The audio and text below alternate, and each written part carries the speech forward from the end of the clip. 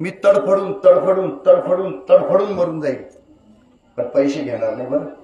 या आरटीओ वाल्यांनी मी ती पेठची चौकी बंद पाडली, 1 कोटी रुपयाची ऑफर दिली मला. मी असंच लाईव्ह मध्ये सांगून टाकलं, हा आरटीओ नाशिकने मला 1 कोटी रुपयाची ऑफर दिली होती. मी लाईव्ह सांगतोय, लाईव्ह.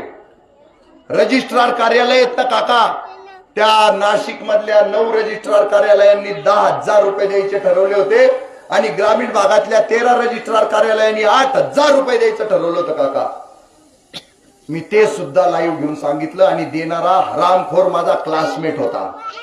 तो क्लासमेट रजिस्ट्रार झाला आणि त्यांनी असं 2 नंबरचे पैसे गोळा करण्याचा प्रकार चालू ठेवला. त्याचे पोरं पांगळे काका, त्याचे पोरं आहे ना मती मंद आहे काका.